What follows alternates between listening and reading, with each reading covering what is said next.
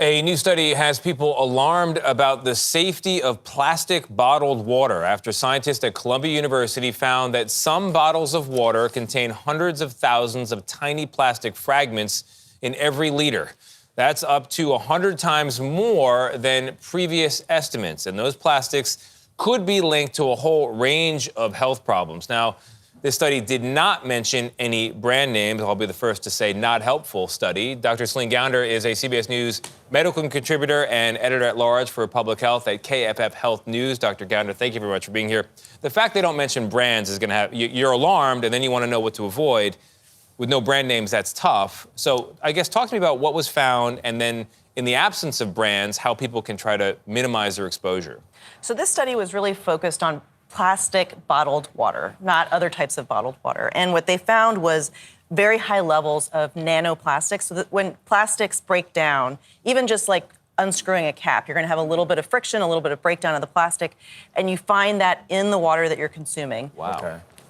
What kind of health effects can that have? Well, the issue is that with these tiny fragments of plastic, we don't know if the plastic itself can cause health effects, but they are bonded to or combined with other chemicals like phthalates, for example, which are what make plastic more flexible. Mm-hmm. So when you get these tiny pieces of plastic, you're also getting exposed to these other chemicals. Those are known as what are called endocrine disruptors. In other words, they have hormonal effects. They can mimic, for example, estrogen and other hormones.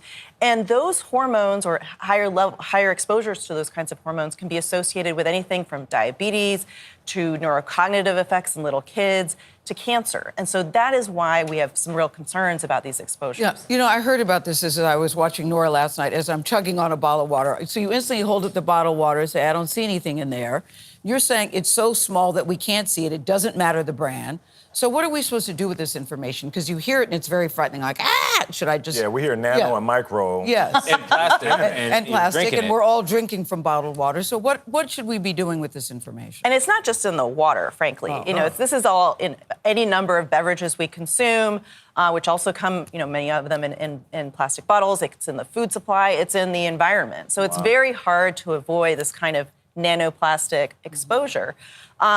Some of the basic things you can do would be to try to avoid plastic packaging. That will help reduce some of the risk. Don't microwave your food in plastics. I do that all the time. Yeah, and then try to use containers like glass or stainless steel. At least that'll help reduce your exposure a little. But are you saying it's not safe to drink bottled water? That's what I'm trying to figure out here. Bottom line. Yeah, bottom line, yes. Aluminum cans, glass bottled water? Glass bottled water, we were talking, that's what you do, Tony, is definitely an option. Stainless steel bottles that you can refill from the tap. In fact, tap water, unless you're in a place... Filters? Can this be fixed? Use filters and... Filters can actually introduce more plastic. I think just start eating plastic pellets for breakfast, people. Train your body. Get your body ready to handle it. But are you saying people should stop drinking bottled water? That's what I'm trying to get to here. What I would say is if you're going to drink bottled water, don't do it from a plastic bottle. Do it from glass or stainless steel. From the tap is generally going to be safe unless you have an area where there's lead pipes or something like that. Right.